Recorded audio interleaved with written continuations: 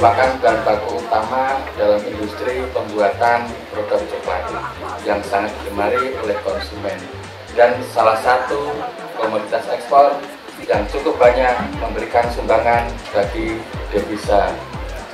Pemda DIY menetapkan kakao sebagai salah satu komoditas prioritas pengembangan dengan mempertimbangkan potensi untuk peningkatan daya saing dan nilai tambah yang tinggi serta mempunyai multiplier effect yang luas terhadap peningkatan industri pedesaan. Pengembangan kakao di DIY dimulai sejak tahun 1980 melalui kegiatan bantuan Presiden. Selanjutnya kakao terus dikembangkan melalui berbagai kegiatan seperti Gerakan Nasional Kakao berupa fasilitasi benih, saprodi, panen, pengolahan hingga pemasaran.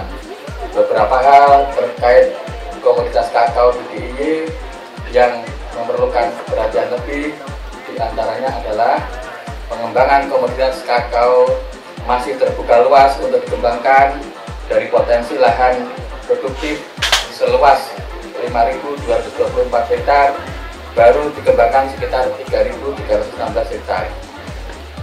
Kemudian kondisi tanaman yang telah melampaui masa produktif, sebagian besar umur tanaman telah mencapai umur 30 tahun. Kemudian mutu biji kakao masih perlu ditingkatkan sehingga harga biji kakao lebih dapat bersaing dengan daerah kompetitor lainnya. Berpijak pada kondisi tersebut, maka Dinas Pertanian dan Ketahanan Pangan DIY merancang program kegiatan pemberdayaan masyarakat melalui Gapoktan, kelompok tani, kelompok wanita tani dalam memproduksi biji kakao yang bermutu tinggi dan memiliki cita rasa yang khas. Di dalam klaster tersebut di atas kawasan khas, meskipun kita terdapat kawasan geopark, geoset, kemudian juga tanah-tanah sultan, bukan berarti Bapak Ibu sekarang untuk klaster investasi, pariwisata dan sebagainya tidak bisa digunakan. Tetapi paling tidak di atas kawasan khas ada 3 hal. Satu adalah sebagai kawasan inti atau sebagai kawasan konservasi yang memang tidak boleh diubah-ubah atau dirusak seperti yang kita tempati pada saat sekarang. Tetapi di sisi lain, kita juga membutuhkan dan berfungsi sebagai kawasan riset atau penelitian, pengembangan, dan lain sebagainya. Yang ini juga berada di Gunung Kidul ini, dan salah satunya yang sering saya sampaikan bahwa Gunung Kidul merupakan satu kawasan miniatur geologi. Ini juga luar biasa sebetulnya. Gunung Kidul masih membutuhkan sebuah riset yang luar biasa, Pak Beni. Karena apa? Di dalamnya terhadap seni budaya dan lain sebagainya. Nah, ini membutuhkan riset-riset yang seperti ini. Apalagi nanti rekan-rekan dari. Yang ketiga adalah sebagai kawasan ekonomi. Kawasan ekonomi yang sangat kita idamkan dan kita butuhkan di dalam pengentasan kemiskinan di Gunung Kidul dan berbagai sektor yang lainnya. Mudah-mudahan dengan hal seperti ini, kawasan-kawasan yang seperti ini, sekali lagi Pak Beni dan Bapak sekalian, kita semua warga masyarakat Gunung Kidul mohon doa restu. Mudah-mudahan pengembangan berikutnya tentang ekonomi depan di Gunung Kidul akan semakin lebih baik lagi.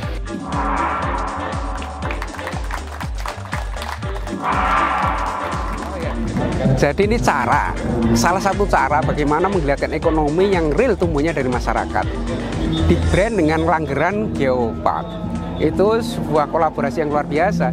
Imajinasi itu terbentuk kita dua. Satu, produk coklat lokal yang punya quality. Di dalamnya pasti ada standar-standar. Bisa dilihat ada IPRT-nya. Kemudian didesain bersama dengan Geopark. Itu satu kesatuan yang kadang sulit menyambungkan. Tapi hari ini kita bisa mengekspresikan melalui festival coklat Langgeran.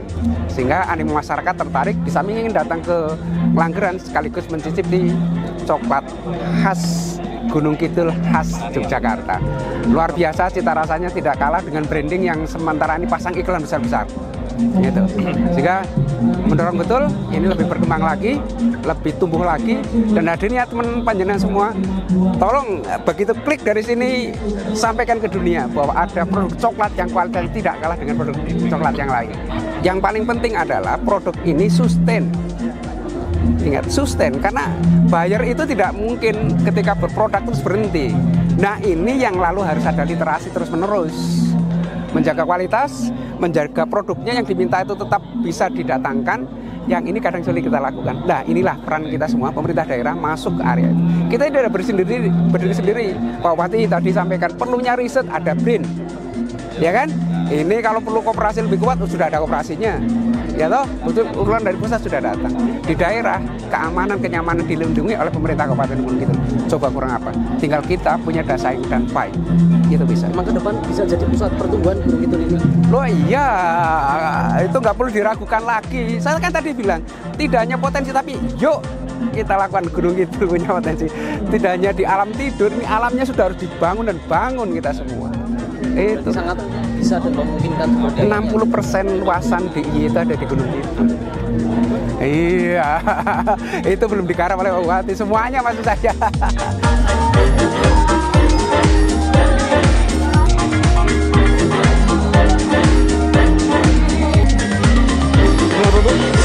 Nip